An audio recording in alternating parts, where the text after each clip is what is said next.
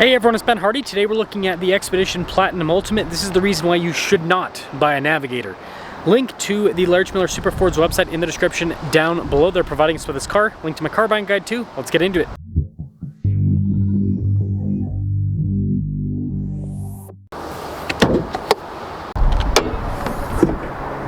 Under the hood, we have a twin-turbo 3.5-liter V6 that goes through a 10-speed. Fuel economy is 15 around town, 22 on the highway, with power outputs being 440 horsepower and then 510 pound-feet of torque. I'd really appreciate it if you would subscribe. It massively helps out the channel, and it's completely free. This sort of flat, but also has a little bit of metallic flake gray, looks really sharp. The headlights look pretty much unchanged, and then you have this nice brush trim on the bottom part of the grille. And there's a silver finish here at the very bottom. So it does look a little bit fancier compared to a regular Expedition. Now this is crazy, 285 by 40 by 24. You've got silver there on the outside, metallic gray on the center portion of the wheels. Of course, our platinum badge, and then you got the blacked out mirror caps. And this one is the Max, so it's the longer version, and so those 24s actually look somewhat proportionate. This, of course, leads us to the key fob where we have our lock and unlock function, or remote start. You got that opening for the hatch, and then the Ford logo on the back. Just like other new Expeditions, this has the tailgate feature. And being the Max means you have a ton of storage space behind the third row. Again, this is the suburban version of the Expedition. You can also pick this up for a little bit more storage underneath. Some USBs here on the side of 12 volt, and there's an actual power outlet as well. And then we have these controls. So the third row is fully power. The second row only lowers down with power. You have to pick it up manually. And when you press the closing button, it'll close the whole system together. Got the new X-Bed taillights, and this has the same two-tone situation in the rear. And so really, other than the wheels, this doesn't look too different compared to other Expeditions. But let's pop inside.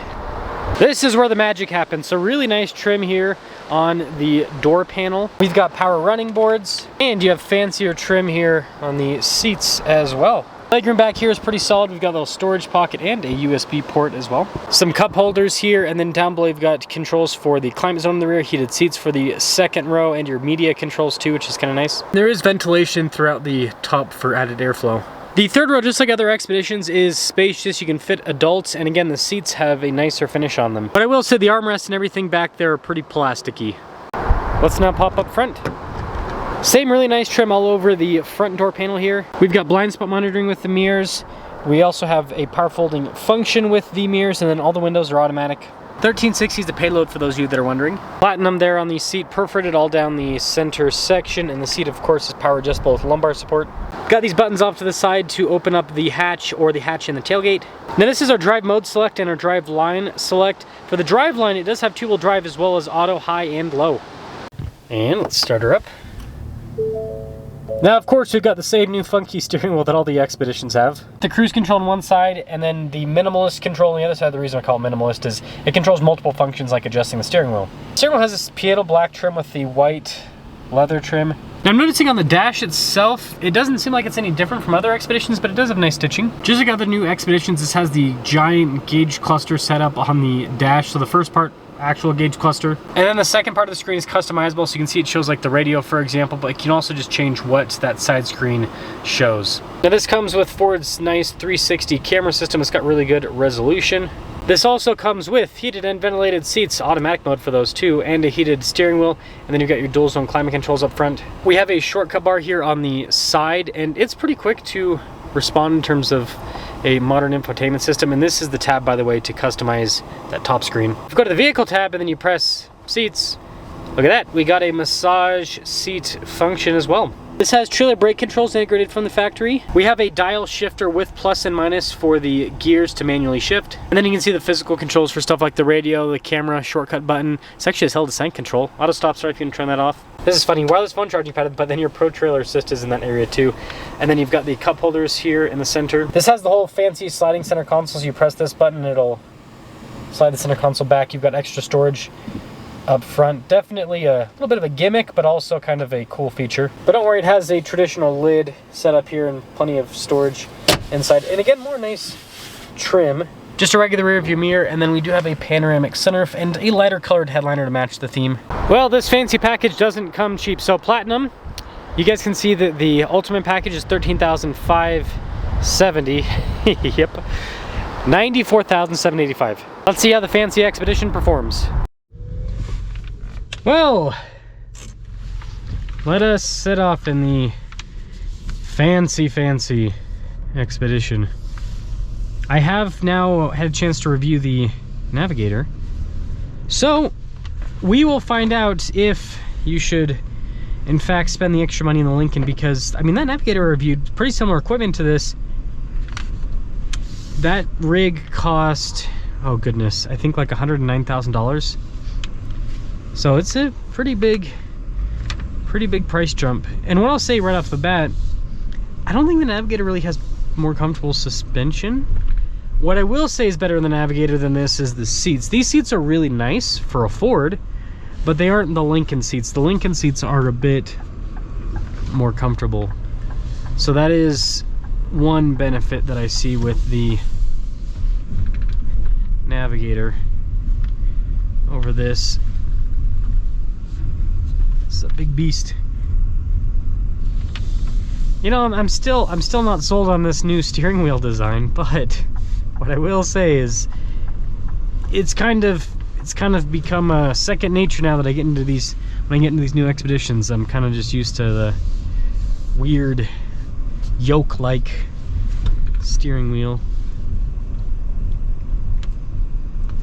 Something that I do find interesting is that Ford, I mean, to my knowledge, I don't think they use air suspension in the Expedition at all. The reason why I think that's interesting is GM does it, Jeep does it. Those are the two biggest competitors, right?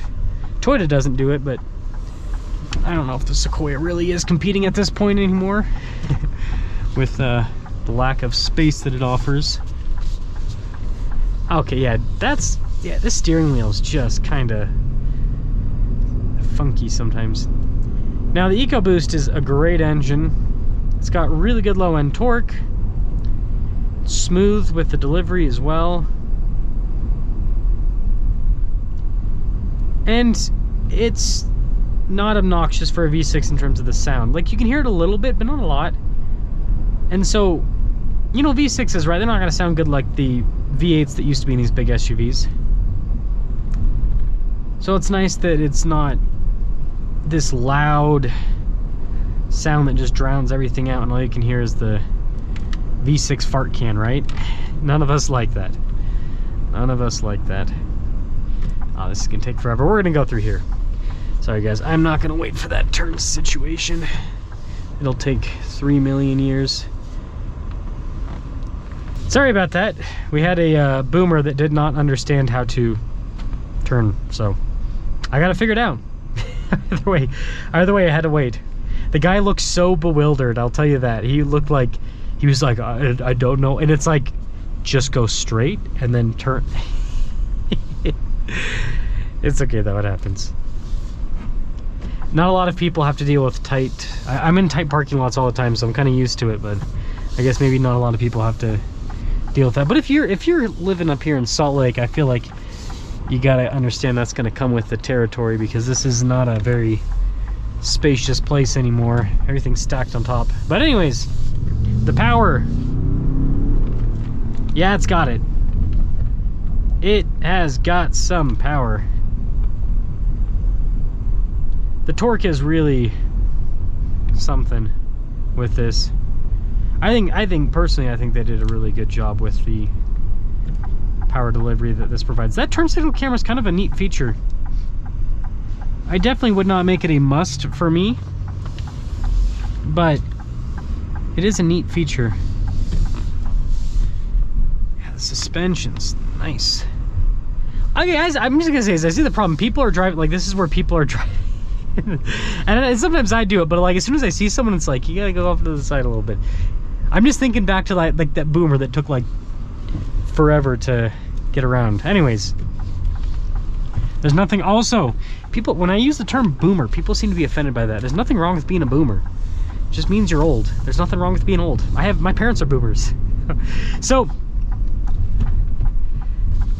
this is cool. This drives well. I don't really see a benefit other than the seats and the badge of the Navigator. So I think if you're not a badge snob, you can save yourself quite a bit of money and get pretty much all the luxury.